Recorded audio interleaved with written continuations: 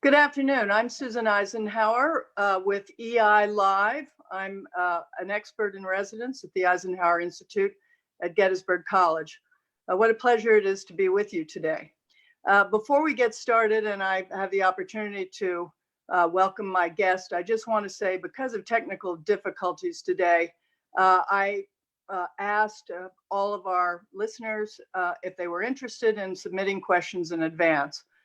This will have to be the case certainly for my next two interviews coming up over the course of the next month due to technical difficulties on my side. I hope you understand, and it's great to have you with us. First of all, it's my enormous pleasure to welcome to EI Live George Beebe, who is Vice President and Director of Studies at the Center for the National Interest in Washington. This is one of the most important think tanks in our nation's capital. That is a bipartisan, nonpartisan policy institute that is got the perspective of the realist point of view, something that I think is very timely and extremely important in our national debate. George has had a long, distinguished career at the Central Intelligence Agency, where he served as director of the CIA's Russian analysis, and then later went on to be senior advisor to Vice President Richard Cheney for Russia and Eurasian intelligence programs. Now as the Vice President and Director of Studies at the Center for the National Interest, he deals with an array of issues on the international scene. So we're very, very grateful to you, George, for being with us today to talk to us about the geopolitical landscape here at this particular time. If I may start with a question, I'd like to point out to our listeners that George has written a very important book, which I think is an extraordinary read. It's called The Russia Trap: How Our Shadow War with Russia Could Spiral into Nuclear Catastrophe and How to Stop It. And I hope maybe with the first question, we could just focus on some of the important points that you raise in your book. I was particularly attracted to your analysis, not only about the Russian scene itself, but the complexity of our bilateral relations with that country. And at one stage in the book, you say that it's not so much about Russia's intentions or its capabilities, but that the danger between the United States and Russia revolves around a complex systems danger. I was wondering if you could say something about this point of view and how it's particularly relevant at this particular period of time. Sure. So it's an argument that one doesn't come across very often in the world of foreign policy analysis. But it's an argument that's actually more frequently encountered in the physical sciences, where people are studying biological systems, ecological systems, which are phenomena in which all the different component parts affect one another.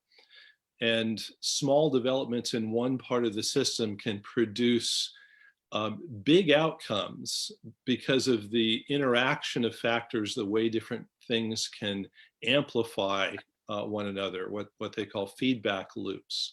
And you could have a small development produce a great big unexpected outcome, which is essentially what has happened with this coronavirus problem.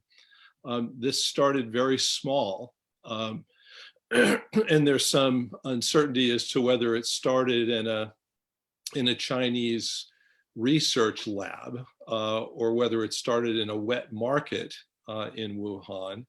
But either way, I think it's fairly clear that this was not an intended outcome. This was something that got out of control. And it got out of control. Why? Because it debuted in a world that was a lot more interconnected than it used to be, even a few decades ago, and a lot less trusting. And it had effects that were disproportionate, I think, to the actual biological impact of the virus itself. And we haven't yet seen the end of these effects. I think we're only just beginning to see all the implications of what has happened. And depending on how we deal with this problem as it now stands, the impact could be, far more damaging than it already has been, or less damaging than it might be. And the reason for that is because it is a complex system. Our hospital systems are connected to our restaurants, our service industry, our travel industry, which is connected to the international oil market, which affects economic growth prospects in China and Russia, Europe, the United States, which have profound political implications, electoral implications. All of these things are connected to one another. And we have to manage it cognizant of those interconnections. And that's essentially the argument I make in this book about the United States and Russia.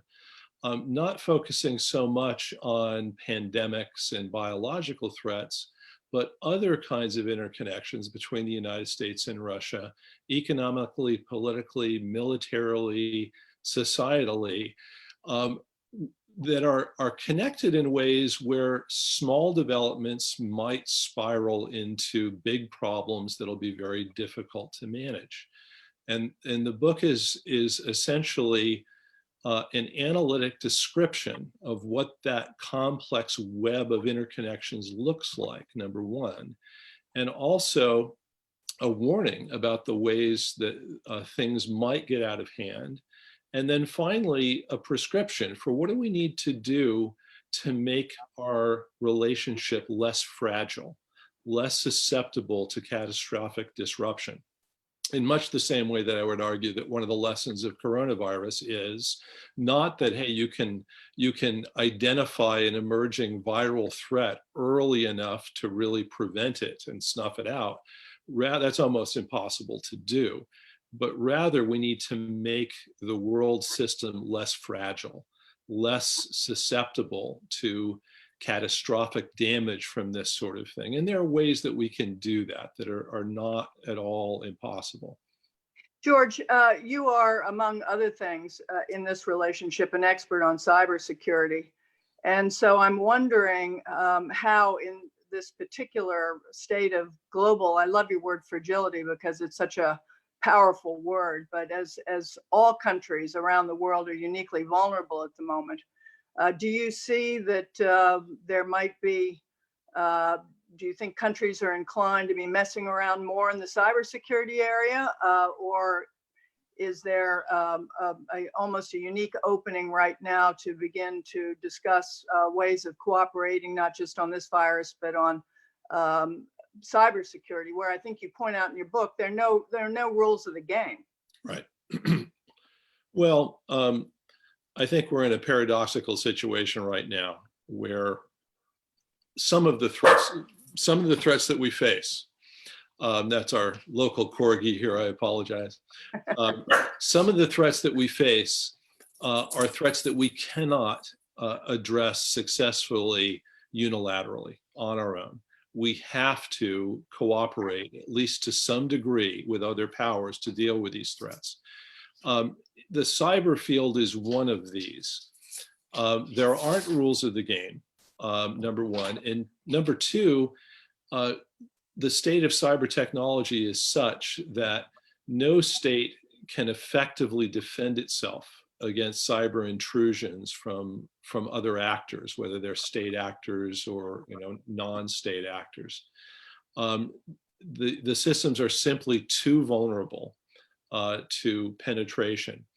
And in a situation where you feel essentially that the offense has enormous advantages over the defense, the temptation is to respond to this by playing offense, in the hope that demonstrating to your opponents that they are vulnerable to penetration and disruption will chasten them. It will cause them to think twice about intruding into your system. That's essentially the argument that the United States is making right now in its national cyber strategy. It's based on an idea that is called persistent engagement, also known as defending forward. Both of those terms are euphemisms for being more aggressive offensively in penetrating other states' cyber systems and holding their systems at risk.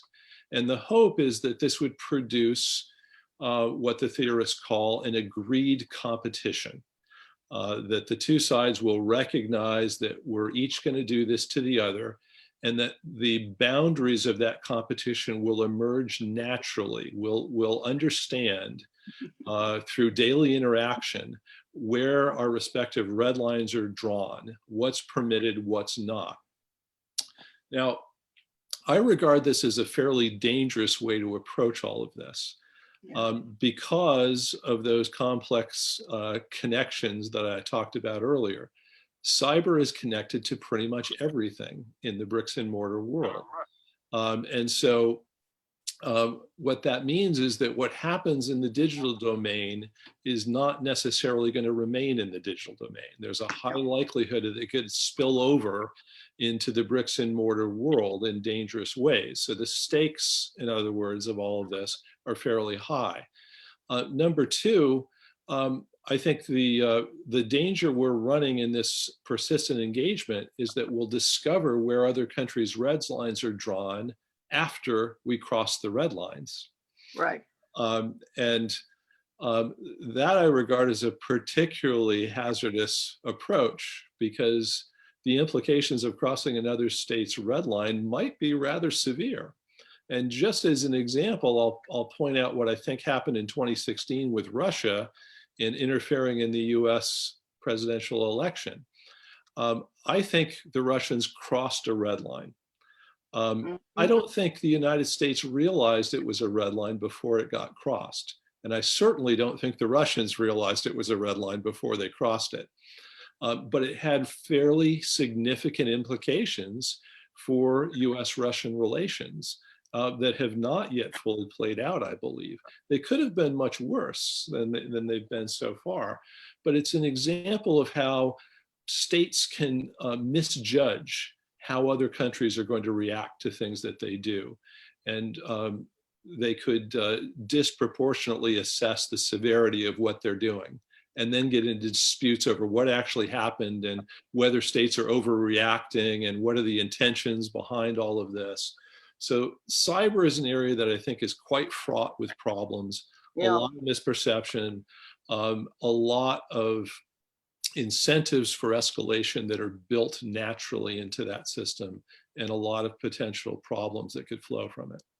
Well, yes, that's, I mean, you've outlined really a remarkable example of this, this basic problem about making assumptions about other countries. And I'd like to use that as a segue, maybe to really talk about whether this virus opens any opportunities for cooperation, because now the front line has evened out. Everybody's on the front line now of this invisible enemy. And we used to, back in the Cold War, as you know, we used to hypothesize that if we had an invasion of aliens, that somehow the world would pull together. Does this have any potential to be the invasion of the aliens and an opportunity for more cooperation? Having said that, maybe I'd like to just ask you also to incorporate into your answer something about how much interactions are going on right now.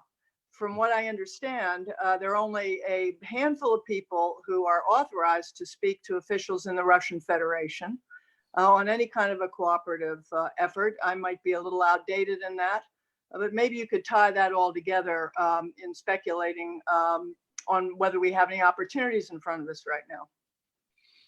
Well, I would say in principle, there ought to be an opportunity for exactly the reasons you outlined. We're facing a common threat here, and it doesn't respect international borders or nationalities or ethnicities. It's not a threat that any of us individually can manage effectively. And as a result, you would think that the logic would drive us toward exploring ways we can cooperate against this. Unfortunately, in the political realm, logic and rationality often doesn't prevail.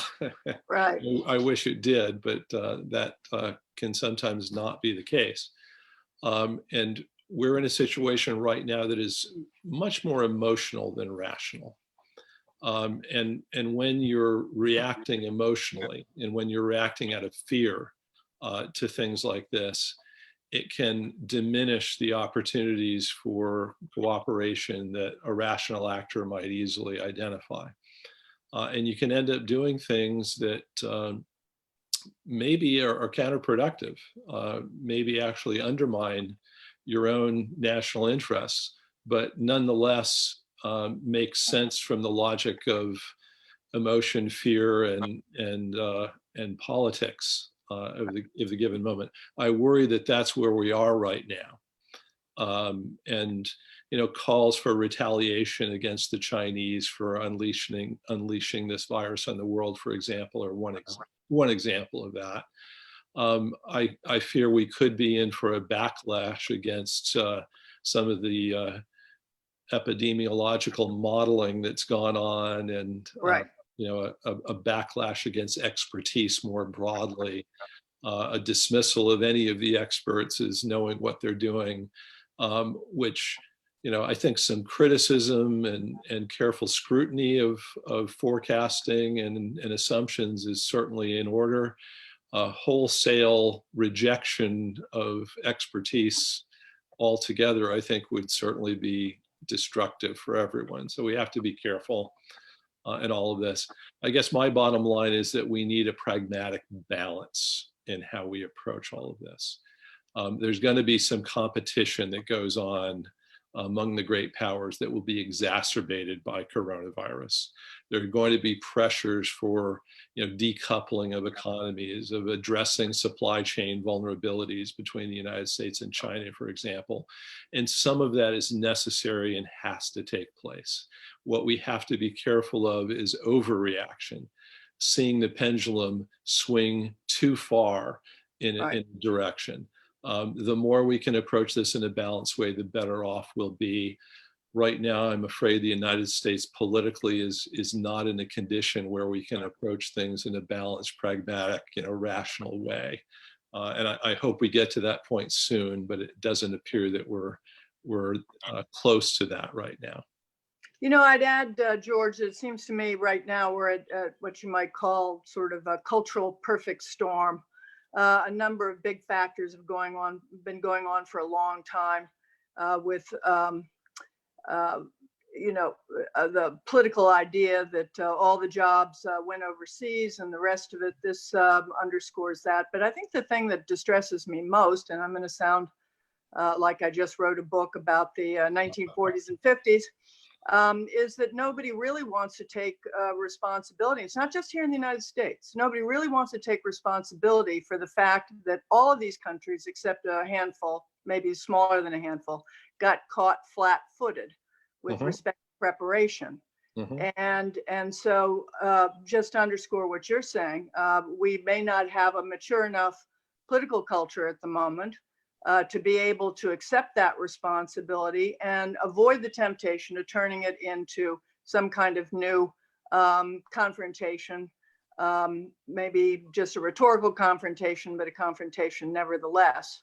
Right. So I'm wondering, since this virus, we had a wonderful question from one of our viewers, since this virus came out of China, do you see it eroding in any way over a period of time? China's, not only its economic standing, we know they've had a contraction of their economy, but what do you think it's going to do to its political standing in the world at this stage?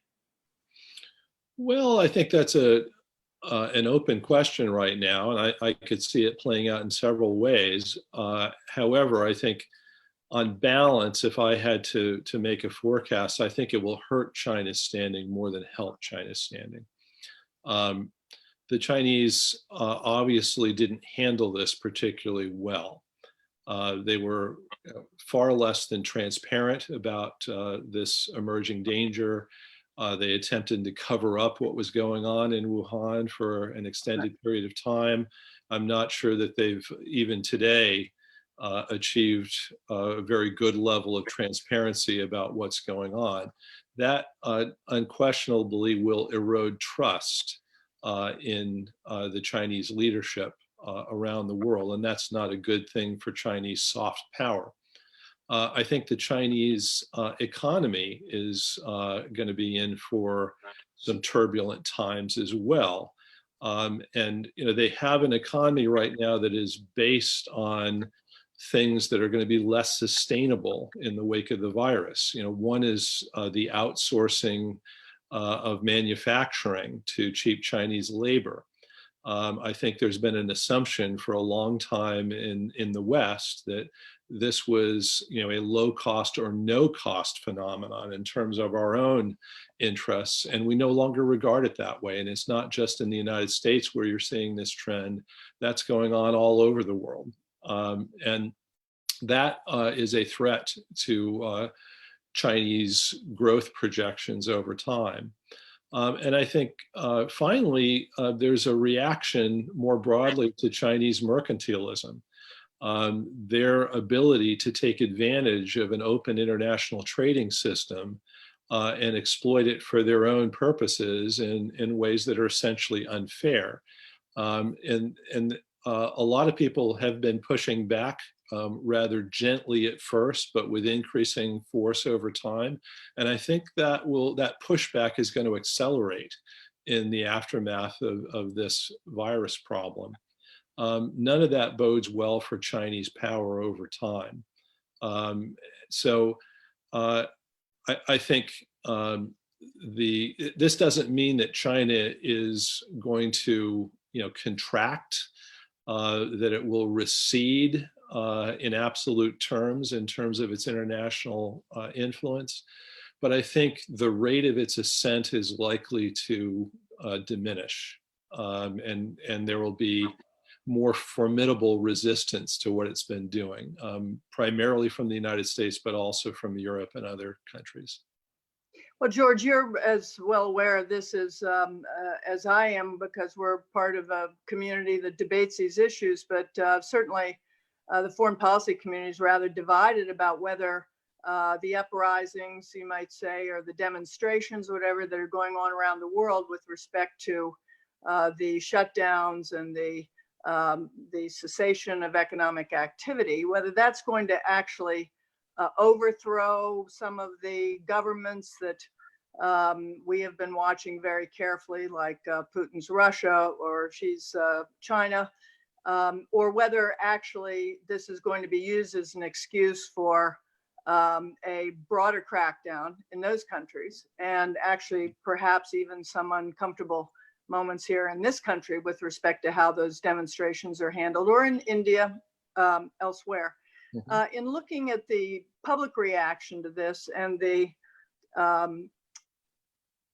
imperative of certain leaders to remain in power, I'm thinking specifically of a broad assessment of Putin and Russia.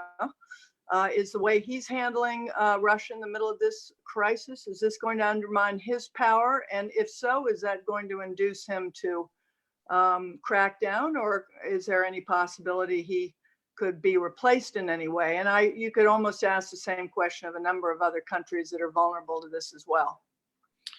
Yeah, well, I'll say as a general comment on this, that anytime a country goes through the kind of challenge that we're going through right now, and by we, I mean almost every country around the world, a combination of, severe economic disruption that could easily turn into a prolonged depression, depending on a few variables, and a populist challenge to established authority, which is going on to varying degrees in all of these countries. That's a dangerous combination. And so I would not want to dismiss lightly the possibility that this could produce some real political discontinuities in any of these countries. That said, I don't think Russia is unusually vulnerable to this combination of factors relative to other countries. Why do I say that? Well, number one, the Russians have been, in contrast to a number of countries, including the United States, quite conservative in their approach to managing their economy. The Russians are heavily dependent on oil revenues, and other extractive industries. But they have essentially created a very large rainy day fund to deal with disruptions in that market because they've recognized their dependence and their vulnerability.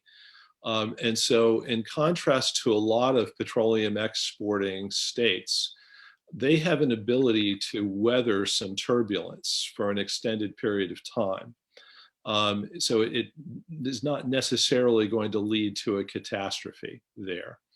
I think Putin has been for quite some time very popular.